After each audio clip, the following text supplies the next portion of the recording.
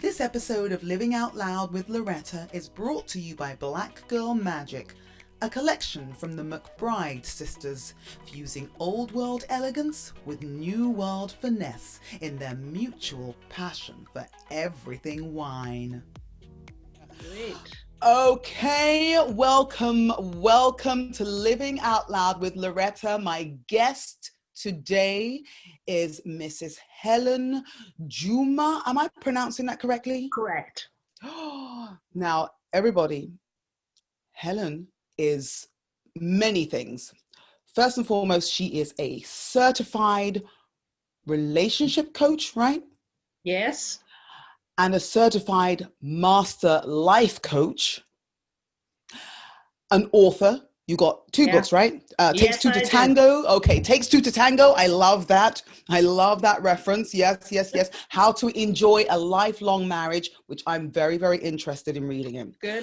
Okay, and then the next one called P.O.P.S.T.A.R. So you've got, it's basically an acronym, right? Yeah, it's an Okay. acronym, yeah. All right, so seize your life's center stage. This is speaking to me. Okay, amen to that. Hellen, I am so happy that you have agreed to sit down and talk to me. Thank you. The pleasure is all mine. Marvelous. So let's start with the most important thing. Do you have an adult beverage? Is there a cup around? Yeah. No cops around. Okay, good. All right, we got to say cheers. Cheers, my dear. Cheers. Yes. It's Friday. Hallelujah. Right. Hallelujah. I love it. You've got a nice soprano. You have a nice soprano. I'm a mezzo, just so You you know. are? Yeah. Oh. If I'd known that you sung as well, I know you love music, I would have said, hey, let's prepare something to sing. We might would have. Yes. Next one. This is a first of many. Okay, because I know you love gospel music and Yeah. upbeat music and everything. Oh yeah, Okay. I love funk things up. In the morning when I'm feeling down, I like to get something that will pick me up. And then during the afternoon, I like steady music. And when I get very angry, I need some Jesus in me. And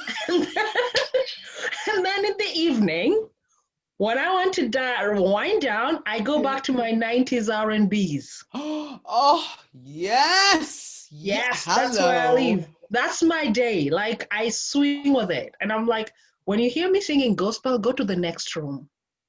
Okay. You know what? I was about to say it's kind of like me, but when I'm feeling down, when I'm feeling kind of very low and just need some sort of reassurance or need just answers, that's when I really do. I'm listening to gospel all day. You know, Dear. I'm trying to hear God speaking through the music. That's for sure. God to me is always my lift me up. I like when I have two teenagers. And sometimes teenagers can tell you what they want and when they want. And then when you get them to the corner, they tell you, but mom, you told us to be honest. And what can you say? But like, and yeah, that's true. Coming home, coming now to thee. Sing, Hellen, sing. Yes. And then when I sing, you just see the little babies trot their way to their bedrooms. Everyone goes to their corner and they sing, okay, let's all listen and she'll come back. Yes. She'll come back. Yes. She's negotiating with her spiritual world. You're negotiating. Oh my goodness. Okay. Oh dear. Wow. Okay, you are a lot more fun than what a typical life coach or So whatever name they give us. Yes. You know Tell what? me. Yeah. Ask me. I want to know how you got here. When did you decide, okay, this is my path in life. This is what I am called to do. Okay, the story is a bit long. You got a minute or two? I have all the minutes, 60 minutes at least. So here's the story. I grew up as a teenager and I was always like the lead in every group. I was the one who was always told, you show these people what to do, show them what to do, including the wrong ones. But I never said that. So I was the leader. So I was the leader. And usually if I was on the right path, I took people to places. And of course, when I was on the wrong path, I was the one to be punished first. Always. Without exception. Was Hellen in that group? Bring her here. So, so that's how I grew up. I learned to take charge of things in my life, and I was more of the innovative leader rather than the follower.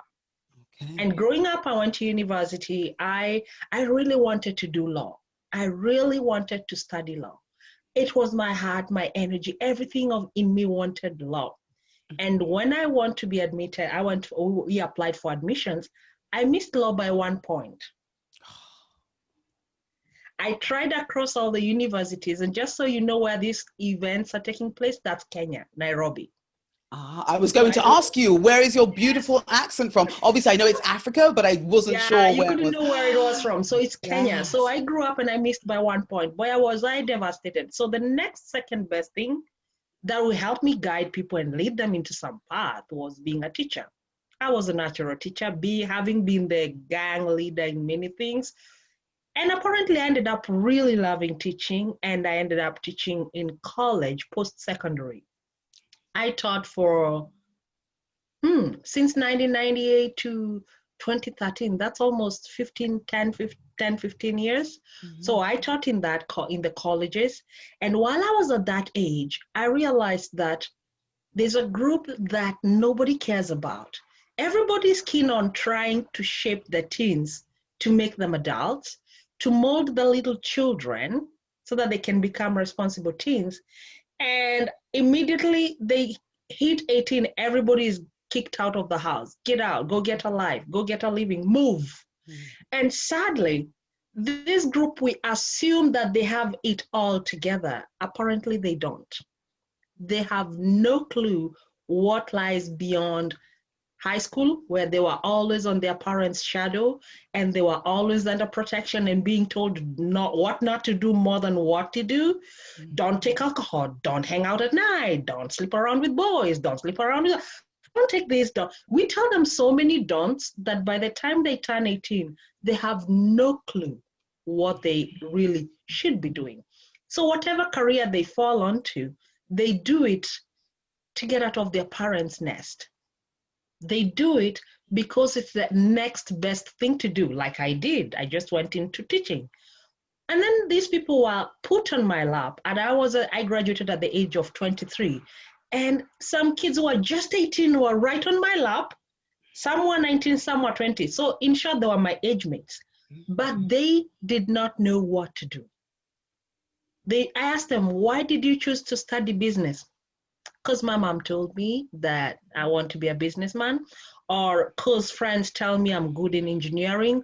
Nobody said it out of themselves that it is what they wanted. And at that moment, the light bulb clicked, and I was like, these kids have no purpose laid before them.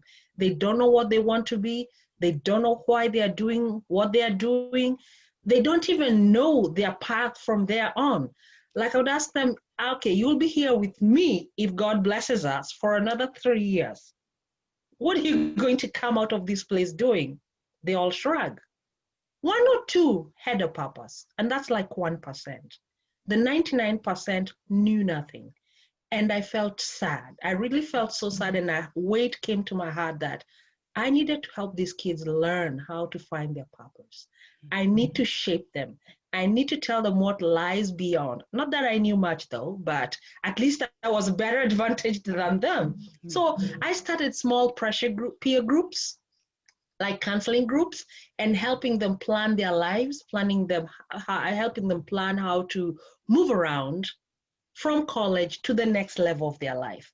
I talked to them about everything a 20-year-old and 18-year-old needed to know, from sex, addictions, boyfriends, everything was on the table. And my being candid sort of made them feel very free with me, and they really ended up taking me on as their mentor. We had a guidance and counseling section, a whole department, but they preferred to come to me and share with me their life stories. Did I know that that was my path? No. But after teaching for 2 years and 3 years and 4 years, I realized there's no way I'm running away from this one, because somehow I get to attract these young people towards me. When they left, they got married, they invited me to their weddings, then they come back asking me how to navigate marriage. I was like, this is interesting. This is interesting. Okay. So when I left to Kenya, I did that up to the time I was leaving Kenya in 2013. Then my family, that's my nuclear family, my husband, my 2 children, and myself, we moved to Canada. And when I was here, these little children I left behind kept talking to me on Facebook, sending me messages. I'm getting married, I'm having a child, now I have a child, what do I do? And I was like, the world needs shepherds who will guide people. We have so many coaches, and I'm not bad foul-mouthing them. We have so many coaches in this planet, but very few of us narrow down to really what the people need. If there's no money in it, you don't want to go in it. But it's sad. Not everybody who needs help has money. And if we laid down our lives and our plans to help the younger ones, we would have less crisis for the real clients that we have now, 28, 29, 30 going on. We'd have less clients. I coached these kids, I mentored them. I was only paid to be their teacher, not to be their coach, but I enjoyed it. So I did it just for the love of it. When I came to Canada, I could not fit in any job market as it was at that moment. Although they gave me the moving here, the permit as a skilled worker, a college tutor, when I got here, I was told the budget cuts, the government is cutting budgets, and we don't know if we have room for you in the next 2 years. And I'm like, what will I be doing for 2 years in Canada? Yeah. In winter, in that cold weather? I'm not going to sit around. I want to get busy. So I first of all started at the lowest level. I worked in strip malls, working as a front office. Then I went to World Vision, where I worked as a fundraiser for a while. And while we were at that point, my husband got a niche and discovered that there was a need for quality window cleaners and gutter cleaners as a business. I told him, I'm not going to do that. I wasn't trained to do that. He said, but I need your administrative skills as a business person, because that's what you did in Kenya. You are a teacher. Now you need to apply this. I said, I'll give it a try. Of course, I ended up doing the physical job, considering the Western culture. Before you start your business to hire people, you need to dig in, get dirty. Yes. Did I have backaches? Did I have shoulder aches? Did I have sleepless nights? Did my feet hurt? Absolutely. Was it worth it? Yes. Because from there, I got the foundation of really what I wanted. I decided, let me go back to my line. And while I was browsing, I found, I can learn coaching online. I can study online. I can revamp what I knew back home and customize it for the Western world. And that's what I did. I dug into papers. I studied for 2 years. I first of all became a certified relationship coach. Then I was like, that's not enough. I need more. Then I went ahead to do the certified master life coach. While I was at that, I realized it's never enough. You always want to learn so that you can have more confidence. So I linked up with a lady who was writing books. At that time, I was a blogger. I was blogging about relationships. She told me, I've read your blogs.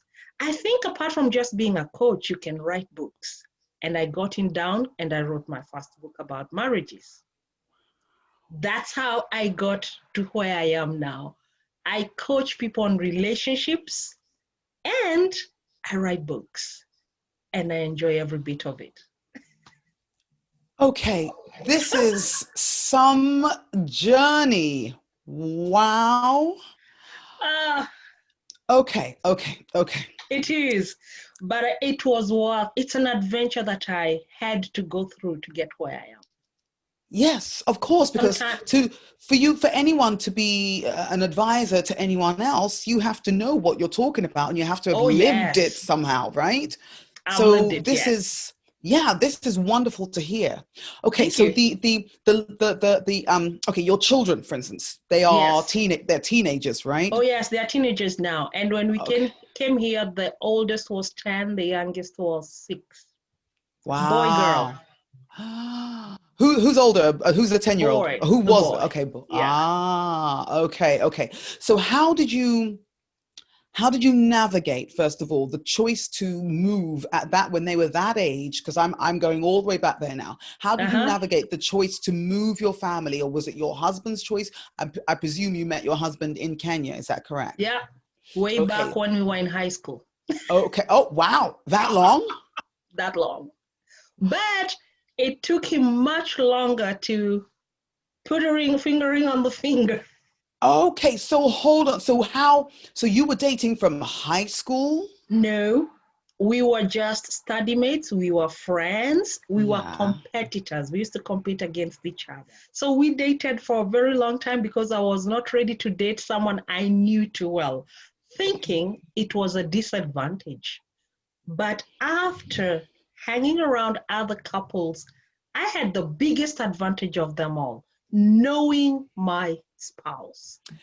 That's what I was about to say to you, because it's to me, and I literally have said this to another guest of mine recently, Mm-hmm. to me, it makes the most sense to have a friendship with whomever you choose to, marry, or say that this is my life partner. It makes the most sense that you're going to have a friendship first, right? Oh, yes. You can't marry someone who's not your friend. How do you share intimate stuff with a stranger? Right. I mean, You have to. because the thing is, with a lot of couples, and myself included, up until Yeah. this, relationship I'm in Yeah. now, which is now a 13-year marriage. Oh, But prior to them, congratulations. thank you. But That's prior to, awesome. but it was weird. I had no choice. He was turning down my advances, and I had to settle You for a had to knock friendship. down the walls. Yeah, it I took me a know. while. I was like banging away. I think sometimes it's important to do that. It Yeah. takes. I was the one with the walls. He was the advancing fellow, and he took time to break through. And when I said yes, I was afraid. You're afraid of saying yes and then letting that person down. Saying yes and then you realize it's not the right person.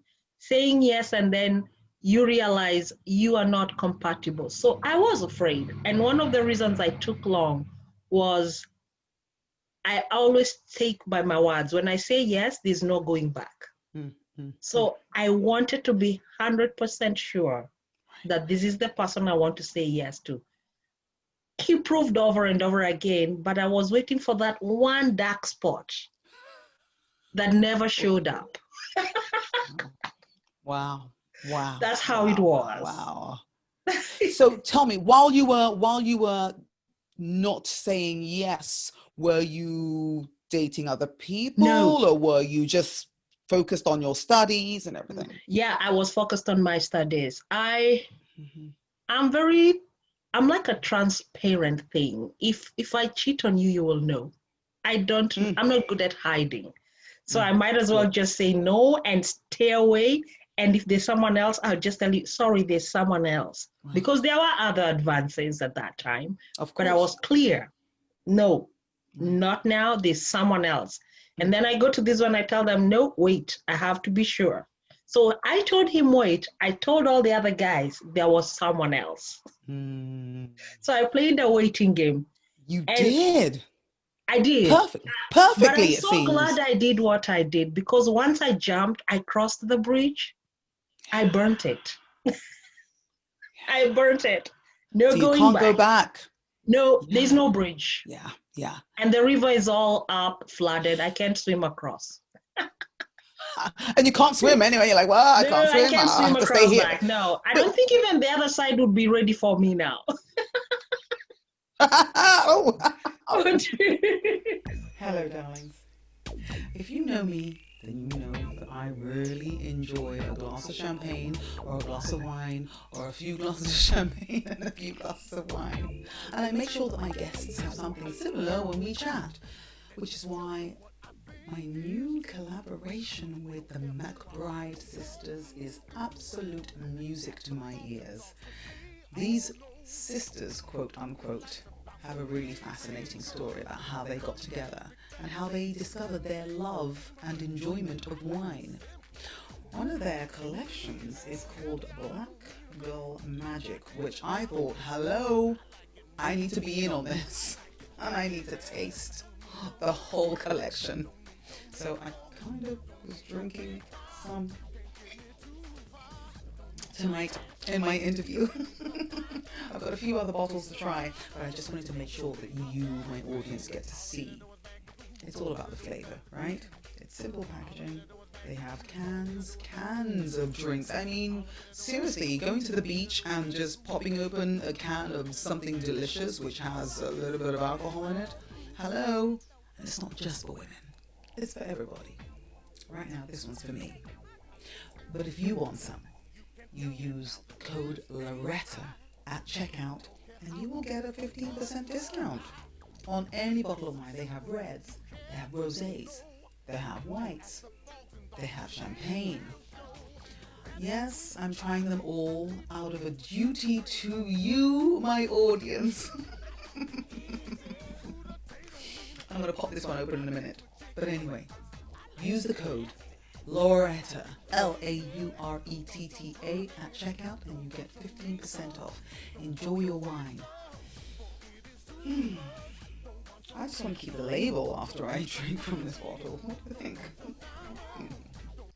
Okay, so in the people that you tend to coach or mentor or whatever, do you find with me, you know, being married, and I'm sure you have a lot of people that have been married, whether they've been married for a long time or a short amount of time, where in this day and age, it seems like divorce is like such a popular option, like, or marriage is not taken seriously enough. Do you find that that is the case? It's very heartbreaking, but it's the truth. The reason is because people don't burn their bridges. They leave their bridges open, and they always have a plan B waiting on the other side of the bridge. So when things don't work on this end, you simply turn back and run. That's how we get into marriage today. Another analogy I would use is people like to walk with one foot in the marriage and the other one out. You're not all in. You're here for the good. When the bad comes, I'm out. And when I don't know if you've noticed this, Loretta, that even vows, people nowadays doctor their vows to make the bad not show up in the vows so that they don't feel committed. Nowadays, instead of asking each other, do you take your husband to be your lawfully wedded, blah, blah, blah, for better and for worse, in sickness and in health, in good times and in bad times, till death do you part. But guess what? They take all that out and say, Loretta, do you take this man to be your husband? And that's it? That's it. You say, I do. And people say, cut off the other part. We don't need it. So when it comes to back to the hard times, you'll say, I never committed. I never said it. So why get married in the first place? Why go through the whole thing? What's the point in it? Well, I don't know why people get married to get out. Yeah. I think it is, most of them confuse marriage as the summation of infatuation. You're so infatuated with someone that you get married to them. You're so infatuated with someone, or you're so sexually aflamed or attracted to someone that the best way to prove it is to get married. That is wrong. That is the wrong reason. Because marriage as it is, it's like a rainbow. It has all colors in it. You can't just have yellow throughout. You can't just have orange throughout. There is the indigo, the violet, the green, the blue. There's all those colors, and they bring their intensity to them. These colors represent the challenges and the beauty of life. And you can't choose to have a rainbow without some of them. So they think when they get in that they can have part of it and not the other. No, you cannot. I like when I write my book, I like the book I wrote, I said, even twins who are identical, like totally identical, they came from the same eggs or the same egg, they share the same chromosomes, they disagree. Sometimes they fight. Yeah. And sometimes they can't even stand each other. And this is the closest to identity or identical powers that as people can get in life. Yeah. Now, this person you meet as an adult who has had his own or her own social upbringing, they have their own bitter pains and pasts, they have their own dreams, their passions.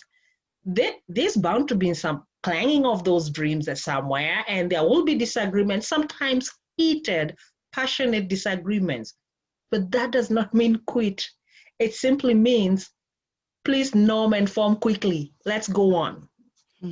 It's interesting. In one of your podcasts, one of your episodes, which is called Love Unlimited. Perfect. Love Unlimited, yes. Yes. So you say about when you have the disagreements, that your particular, I think it's your love language. I think you said. Explain to my viewers and my listeners exactly what your love language is. I loved that episode. I loved it. Go ahead. Oh, how to disagree like lovers is it's also in this book, by the way. How to disagree like lovers. You know, that's the book. Takes two to tango. Yes. Yeah, that's the one right there. Yes, I love it. So what I say, disagreements are actually like, let me use an analogy before I say how to disagree like lovers. Disagreements are actually like a sculptor chipping off the bad chips on your body or on your sculpture. It's meant to set free the inner person so that he or she can be illuminated. And this will happen when you hit against each other in some ideas, in some passions, in some plans. And when you disagree, it simply means your partner has a different perspective of the same thing from you. You are all looking at the same thing. It's like the way you've seen, I don't know if you've seen in Facebook, the 6 and 9 ideology. One spouse is standing on this side, the person argues, I'm seeing 6. The other one stands on this side and says, I'm seeing 9. And you all get to fight because everyone is convinced that everything this one is saying is wrong and the other one is wrong. Nobody is wrong. It's just a difference in perspective. The first thing to do is when you disagree, whether it is out of an angry moment or an action, first of all, don't go confronting your spouse in the heat of the moment. It will always overboil and spill over to other things. Avoid that. When you're angry and you feel the foam or the lather, whatever it is, blowing over in your head, don't confront your spouse. Alternatively, go to a room. If you need to ooze off by meditation or prayer, or even by writing down how you feel, that helps a lot so that you can have clarity of mind. Write it down. Say what you feel and write it down and let it come out. Meditate upon it. Share with your inner soul the feelings, acknowledge them, and let them simmer down. When you've cooled down, go back to your sweetheart and call them that name, sweetheart. Okay, I love that. I love that moment, I know what your mind is writing in your head, but that's not what is coming. And are you saying it through gritted teeth, sweetheart? No, you're smiling. No? You really have to smile. Okay. Smile. And if you can, hold them into your hands and let them face you. Okay. Why do you do that? When they face you, you have their undivided attention, and that also gives you energy to control the negative. Because at that moment, you'll be able to see the other person's demeanor. You can see their pain, you can see their helplessness, or even their stubbornness. You can see it. But at that moment, you are in control because you're holding their hands. When you don't hold their hands and they're talking facing the other side, you're likely to do this at them or other better things. Talk to them, sweetheart. I feel, don't use, you did this to me. that is setting up a beautiful battleground for you also did this to me. And it will become an exchange. Say how you feel. I feel angry because what you did or whatever happened here caused me to feel this. I did not accuse anyone. Notice I said, I feel. Yes. I did not say you did. So I say what I feel because of a certain action. That disarms your spouse from defending themselves, from getting angry themselves, or getting counteractive. So when you say how you feel, you will be appealing to their human sympathy form, and they will be, I'm sorry. Oh, is that how you saw it? I didn't know that's how you, and he'll be surprised or she'll be surprised. I didn't know that's how it came across to you. And from there, the conversation stops being, you did this, you thought this, or you had accused me of this. Now it becomes like, I'm sorry, I made you feel that way. And in that path of asking and holding hands, you will notice that the person you thought was a demon has very soft spot for you. And they are very willing to come across half the mile and meet you. And when you talk, when they apologize, acknowledge. When they also say that you had also done something, which happens very often, they will also want to counter. Go ahead and say, I know I'm not perfect. I also make mistakes, and I own up to what I've done consciously and unconsciously, and I'm sorry. And after that, honey, can I hug you or can I kiss you? Ask for permission. That is a seal of forgiveness between your souls, not just you as people, your souls. They need to reconcile. Okay, So question. Yes, honey. Question in the class here. Yes, dear. So how many times, because with my husband and I, we go through phases, and there are phases when it seems like he is having to say, I'm sorry a lot. So at some point, I stop hearing I'm sorry because I've heard it so frequently over the past, whatever it might be, 6 weeks, 3 weeks, whatever it is. How do I not, oh, this is turning into a counseling session for sure. But how does the 99th sorry still have, how do I make it still have the same impact as the first sorry? I'll ask you a question. How many times has he done for you the same? I don't have to say I'm sorry very often. Because you choose not to. He's far more easygoing than I am. So, when you look in the retrospect, when the shoe is in the other foot, you feel the same. Don't count. Let me give you this example. You're in a journey and you're carrying this silverware in a box. You've put them in small compartments of their own, but you're on a rough road. What happens? Exactly. Everywhere. They jump everywhere. They're about to fall out. Clangs and clings that hit each other. 1, 2, 3, 130, 100. Those are 500 clangs on that silverware. I'm throwing it out. You don't do that. We are on a journey. In a relationship, it's a journey, and it's a long journey, and it's never smooth, to say the least. It's never smooth.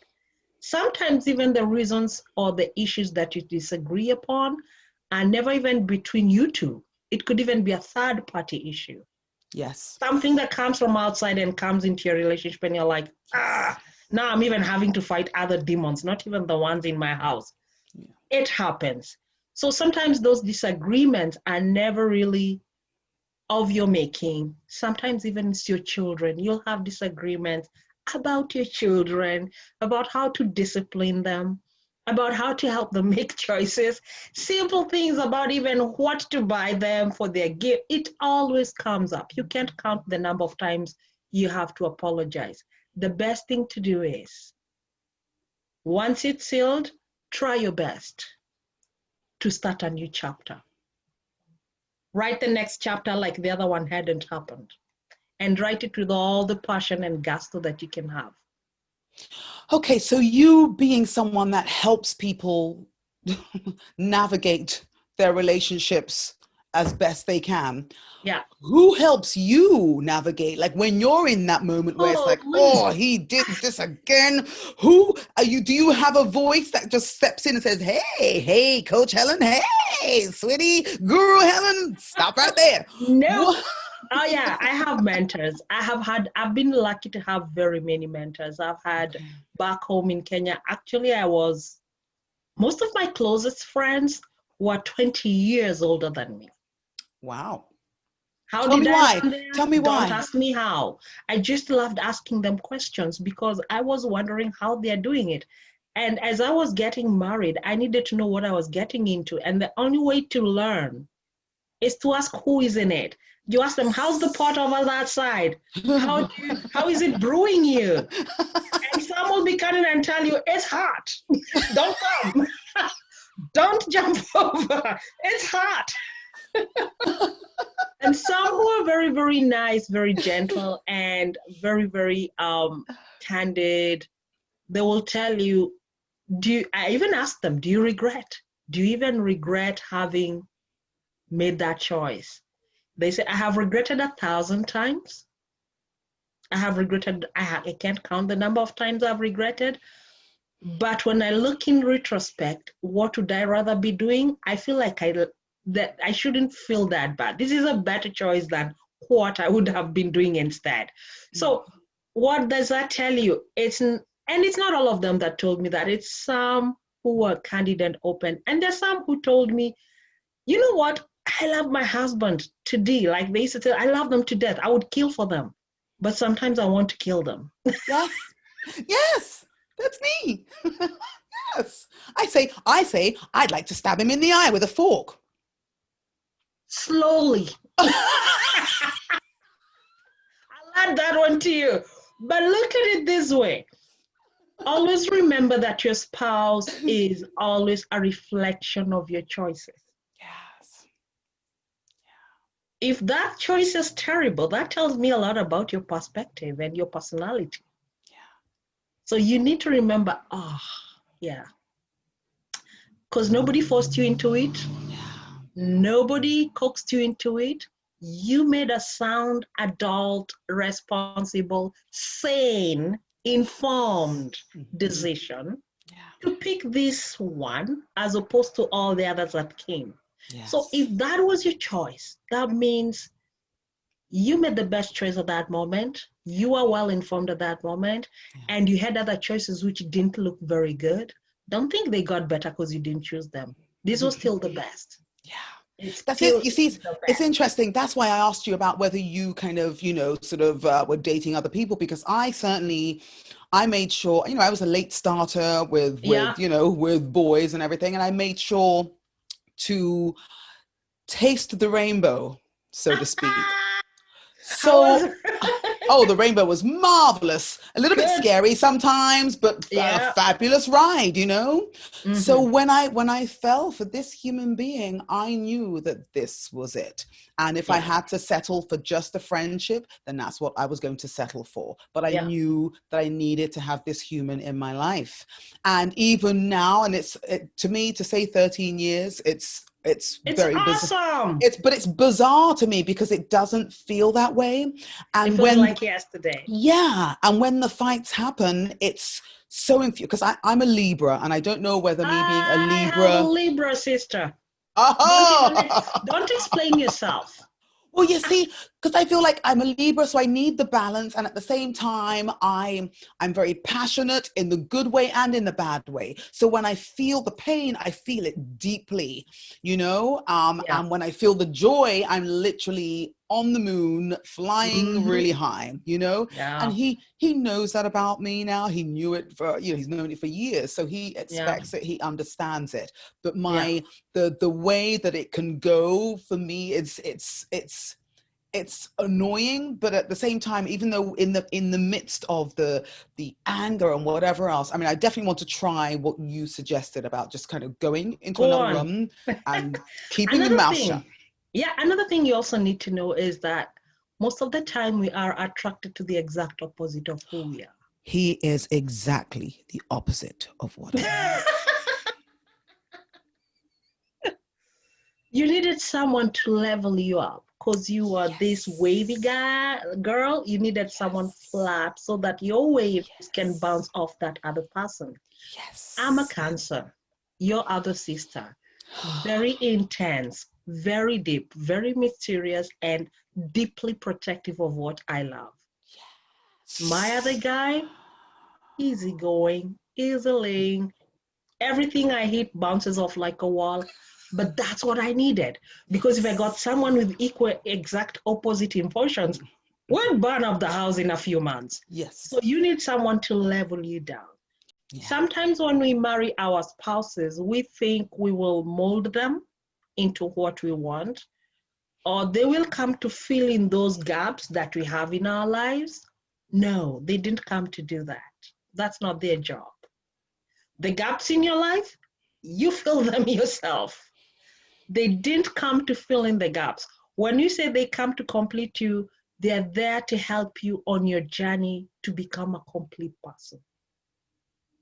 When they come, don't mold them. They're not clay, they're not plasticine that you'll mold them into this.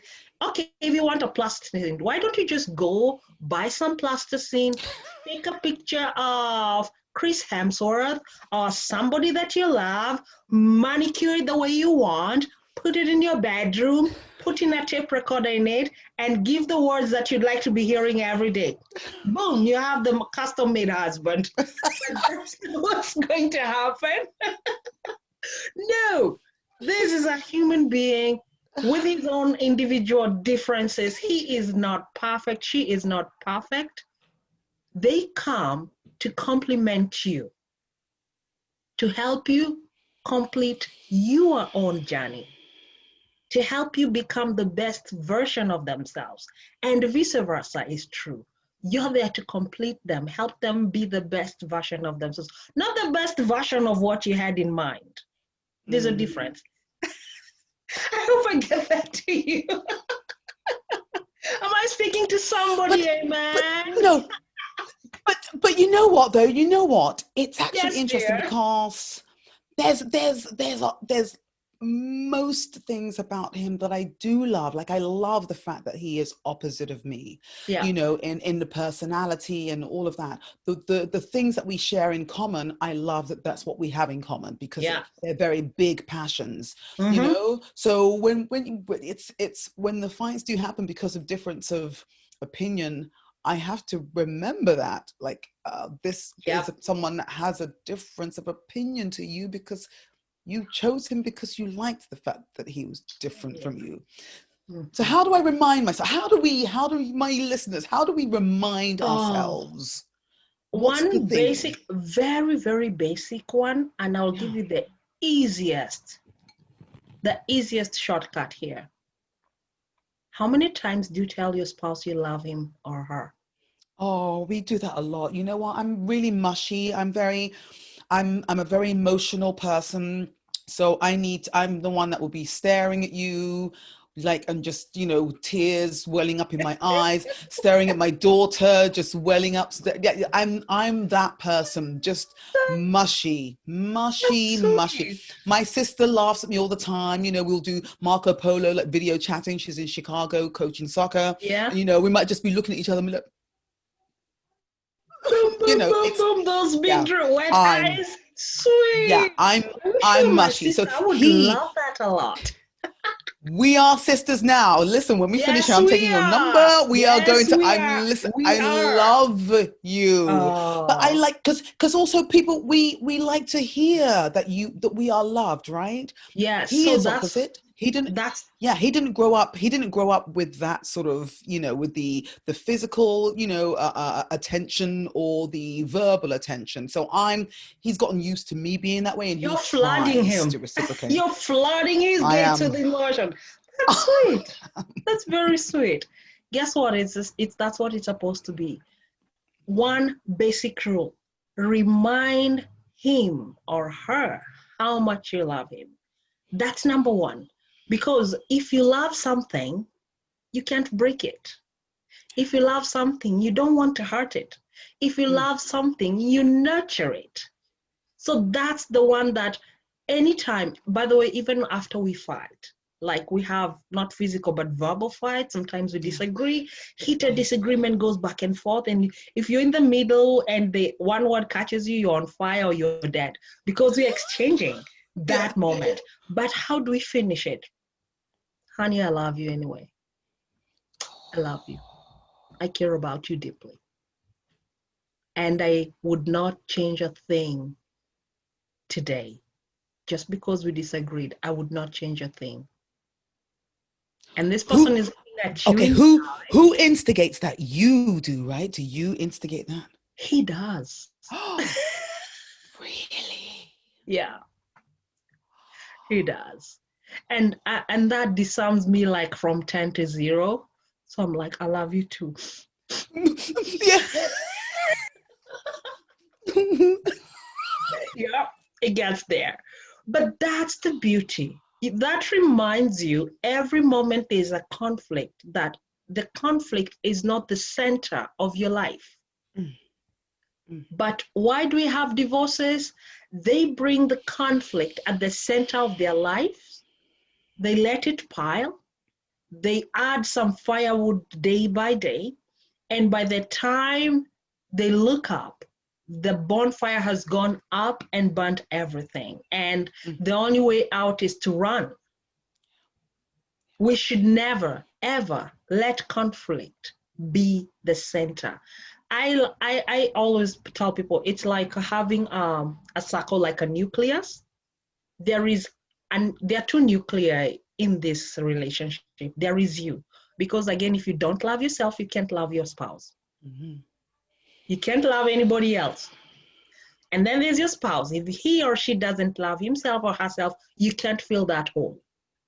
They have to learn to love themselves. Then with these two nuclei, then comes the circle of your relationship. The first circle is your relationship. Then the other things that come make the circles around that. The disagreements, the friends, the relatives, the children, the world, everything else comes to that. If this whole thing was to crumble and there's two of you, you can still rebuild it. Got it, sweetheart? I love you. I love you too. I'm going to now be stalking you for the rest of our lives. Don't worry. I tell people I'm the sun up there. I shine down to everyone. You don't have to stalk me. I'll just shine down on you. So, okay, so you're in Canada and you're seeing the state of the world and everything now. Yes, I am. How are you? Okay. How are you? And I love, listen, many of us love your president, your prime minister, Mr. This Justin handsome Trudeau. guy. Right. Yeah, he has a beard now. And we were like, what's he trying to do? He's trying to look a bit more raw and trendy, not so cute. Yeah, because he had a baby face. I think that's what he was trying to do. I think so. But he still looks good in it anyway. I'll give him that.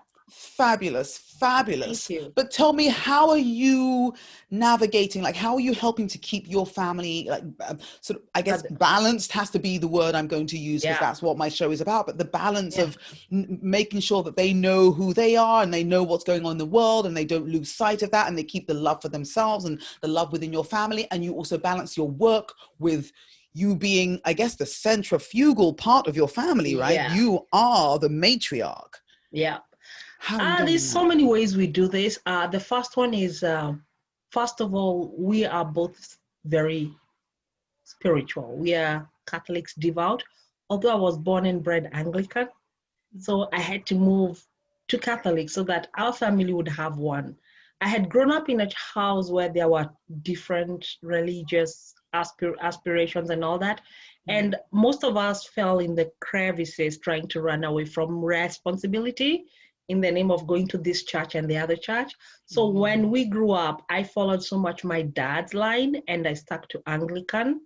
And when I got married, I enjoyed that history where I was going to church with dad and sometimes mom when she wanted to come along to Anglican and having mass together and all. And I wanted that for my children. So when I got married, I moved there. First thing we do with our children, we pray together. We go to masses together. It doesn't matter if you're crawling dead, unless you have an infectious disease, you're going to church with us on Sunday. We go together. And after that, like I told you, I sing at the choir. So when I sing at the choir, we asked them to join the altar service. So they all joined altar serving. And they're now like the senior group in that line now. My boy, who is 17, still altar serves. Wow. And I don't ask him. My daughter the same. Sometimes there's nobody to lead the rosary in the church in the morning or when we go for mass. They volunteer and lead the rosary. So when your children have their spiritual lives grounded, everything else just becomes easy, very easy, because you have something you can refer to. For instance, garbage bin. The garbage thing is always the garbage people. The garbage people always know how to interrupt a talk. So what we do, we use the Bible as our focus point to discuss moral issues. So when you have a faith grounding, it doesn't matter if you're Muslim, Buddhist, whatever you ascribe to, let your children have that as foundation so that they can have a moral grounding. When they go astray, you have something you can point to and tell them, look here, I didn't tell you, but you heard in the church, you heard in the temple, you read in your books, and this is what happens. So once with the moral grounding being cemented and it's there, it becomes much easier for you to build on that. So for instance, at the moment during this lockdown, there was a lot of negativity going around. And my husband loves reading. I do read, I write, but what he does is, what I do is zero compared to what he does. I think up until now, I think him and the kids have co-read 14 books together. Oof, wow. So he reads books with them every morning at 7. Before they even now go to school that they are back. During lockdown, he started reading with them. And he has also incorporated the cousins who are in Kenya. So they sit together, they go on a Zoom, and they read books. So one of their books they read first of all was an African book from Nigeria, The Concubine. Oh, who's the author? Elechi Amadi. Okay, because I am Nigerian descent. I'm of Nigerian descent. My parents You guys both have Igbo. Awesome literature you have. Yes. So they read that book. The idea of the book was first of all for entertainment purposes to help them do something constructive during lockdown. But my husband said, this is not good. Let's get more serious and let's read books on self-improvement. So online was my book, this one. So we read this book with them. Oh, okay. P.O.P.S.T.A.R. After that, they read The Entrepreneur Mindset. They've read 7 Habits of Highly Successful Teens. Okay. They've just finished their 8th book, reading together. Wow. And in total, they've read, and sometimes he reads with a girl and sometimes with a boy. At that time, I'm cooking, I'm doing administrative work, I'm writing my other book, I'm doing laundry. So he does the reading part of it. We have complemented each other. Yes. And when something is wrong with one of them, he talks to them, and if they don't listen, I come in. So we always bring in the other spouse when the first warning has not worked. Right, because you are, so it's good cop, bad cop type of thing. Yeah. Okay. So, and then we do that. And then when it doesn't work, we bring the sibling. Oh. So it becomes a meeting now. You're in court. And family meetings. Yeah, we are having a family meeting here. Yes, I grew up with family meetings. I think they are absolutely integral. I think they're so important. Yes, because you're laid bare and you talk about what's happening. So after that we talk, and usually it never goes beyond that. I haven't had a problem that has gone beyond that. And after that, after we talk, we ask them to write a written commitment, which they pin in their vision board, and we'll remind them. We hold them accountable. Wow. That's how we go. That's how we roll. This is incredible balance. Now, okay, so quickly, I don't want to keep you for all night. So just one last question. How did you, before even having children, did you and your husband decide this is how, first of all, we want to have a family. And when we do, this is how we want to parent our children. Did you have that conversation to know that this is how you're No, going to keep balance within your family no, structure? no, we didn't. We knew we wanted children. Right. I was actually going to have four. Oh. But after two kids Mm-hmm. and realizing how the economy was standing in Kenya, how things are Mm. getting so bad, Yeah. I realized I can't raise four kids in this kind of economy. At that point, I didn't even know about coming to Canada. Right. The idea of coming to Canada came about a year after getting my last baby. So Okay. I didn't want to do that. And then coming to Canada, life here is a hassle. It's like America. It's not like Africa where you have your grandma, your auntie, your sister-in-law, your brother-in-law to Yeah. come and babysit for you. There's You no do everything village. yourself. I Yeah. said, I'm not cut out for this. So I said, I'm done. I took all the tools, put them in the locker. So, so I have only two kids, but we didn't plan how to bring up our kids. Mm. Having been a teacher though, that helped a lot in learning diplomacy on helping mold kids, because as a teacher, as a young college tutor, I learned how to not be confrontational with older kids because I was coaching kids who are almost my age. At one point, I taught those that were my age. And I knew you can't get very confrontational here. You need to learn diplomacy and learn to hold people accountable to their work. So that helped a bit. Although my upbringing was not that, my upbringing was the wooden spoon and the belt. Okay, that's a very popular African upbringing. Oh, I think yes. I think most African children or even African American children will say to you, if Yep. they're our generation, then they will say to you, yeah, my mom used to whoop me, or my dad used to whoop me, or whatever. Yes. It was commonplace, right? Oh, it was. It Yeah, was. yeah. Apparently, my husband, on the other hand, the mom was the diplomat. She could talk the sins out of your heart. Wow. She will talk to you from 9 p.m. to 3 a.m. until you decide, I wish you hit me yesterday so that this can get over with, because I'm not in the mood to listen to you until 3 a.m. So there was a point when they used to say, I wish my mom could beat us up, because the punishment of having to sit up. So I think we found a middle ground for both. We found a middle ground. Wow. So Yeah. was your mother, so I know you like to go to church with your father and everything, Yeah. but was your mother instrumental in giving you advice about how to be a parent or a wife Yep. or an Yeah. adult? Oh, yes. And Mhm. sometimes it was put in very colorful ways. Oh, That's all I'll say. I was about to say, please explain. No, she put a, oh, darn it. Material. All right. She I'm would guessing. say things and you're like, and she says, look up. And that time you wish your eyes would roll back in, because she's calling a spade. And my mom, and when she was giving us the advice, it was out of emotion. Like when she's telling you, you feel it. Like, can I say sometimes she even scared us? We thought we didn't want to be married. She scared us. Because when she's on the negative plane, you get the whole story. When she's on the positive plane, you're like, Mom, okay, if it is now, you'll be told, Mom, TMI, TMI. Is she a Libra? Was she like No, Libra? No. apparently she's a Capricorn. Maybe. She's Interesting. one weird. Capricorns are not like that. No, right? But I have a feeling they didn't look at her birth certificate well.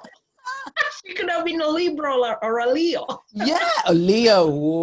Yeah. Whoa. Yeah, she could have Okay. been easily one of those. Wow. Okay, Helen, I'm not going to keep you for much longer. I love that you have stayed on here and talked with me. First of all, Thank it's you. Helen with two L's.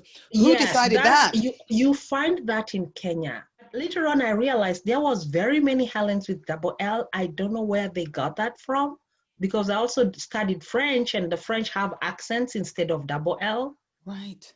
But I Ah, think they meant the Hellen, because the Greek culture is Hellenism with double L. I think it Oh. might have been a derivative of that. The Greeks are called Hellenists with double L. Oh, now is that a good thing or a bad thing? Well, if I'm compared to the Greek goddess Helena, it's not Oh, so bad. yeah, yeah, take it. I'll take it. Being a Greek goddess. Okay. Well, Hey, Greek mythology, amen. I hear you. Okay, so maybe I should speak to my sister. My younger sister, her name is Helen as well, like I told you before we Yeah. started. But she is one L, so I might have to advise her to go and No, get it's that still the changed. same. It is? Those are just semantics. Just like neighbor Ah. with O-U-R and neighbor with R, O-R. Well, okay, now hold on. You living in Canada, that means you are a British, it's not, well, it was a British Yes. colony, right? Okay. British, we still are under the Ah, British. Yeah. Our okay. matriarch is the queen still. We still Marvelous. have her on our $20. Okay. We have the queen's representative to the country. So we're still not independent as per your perspective. Okay. I like hearing that. I would like to Yeah. find out more about Canada, and we'll do that another another day. Yes, we will, But honey. I am so happy to finally get to speak to you. I know you are so busy, and I want you to just let everyone know where they can find you, Guru Oh, Hellen. yes. I'm at www.guruhellen.com. If you like my chatter about advice and counseling, you find me on Love Unlimited with Hellen. That's on podcasts. You can find me at Twitter at guruhellen.com. And we also have a Facebook page, Love Unlimited with Hellen on Facebook. Find me in any of those and I'll just shed some light on our lives. And if they want to buy your books, you have. On Amazon, yes, it's on Amazon. This book, P.O.P.S.T.A.R. P.O.P.S.T.A.R. I don't know if you can see it well. I That can one. see it. Yes. So that one Fabulous. is on Amazon.ca, but also it's on Amazon.com, yes. Oh, This one I published from the US part before they started the Canadian one. It's on Amazon.com. I And there's love that. also, they both have the Kindle version. So you can have also the Kindle version if you don't like paper material. However, I like paper material because I scribble on it and I'm like, isn't this the truth ever? Honey, you should read this. Honey, we need to revisit page 30. And you put a marker there. That's why I like books, because I mark and I leave a note under next to our bed and I'm like, read page 30. But also you're a writer, so it makes sense. You want to make notes of things that you read and what you think are poignant and everything. Yes, So yes. your two books are It Takes Two to Tango and And P.O.P.S.T.A.R. P.O.P.S.T.A.R. And they are available now, and I Yes. cannot wait to read them. Yeah, Guru you will Hellen, have a laugh. I am in awe of you and all that you Oh, know. thank And you. just thank you so much for sitting here with me. I think we might have to make this a regular thing. We will I'm talk welcome. offline. I'm open. Bring a topic. Let's shred it. Yes. Let's serve it hot with sauce.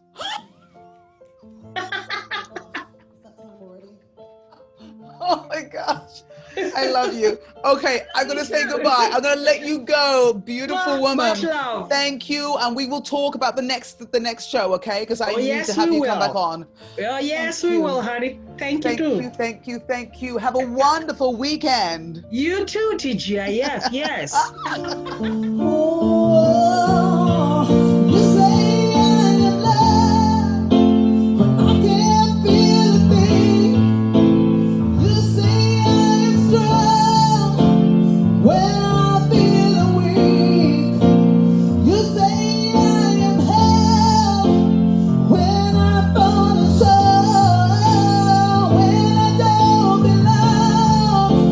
Tell me I am yours.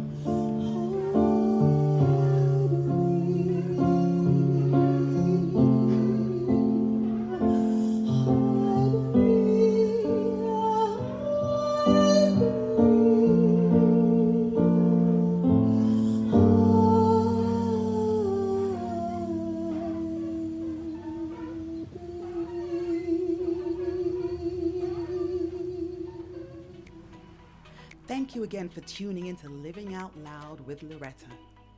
If you enjoyed this podcast, please share it with a friend or several friends. Post a screenshot of this episode on your Instagram stories and tag me at Loretta Nakwacha. You can also watch this episode with a cold beverage on my YouTube channel. The link is posted below. Lastly, if you have the time, please leave a positive review on Apple Podcasts so that we can continue sharing stories, singing songs, and living our lives really out loud.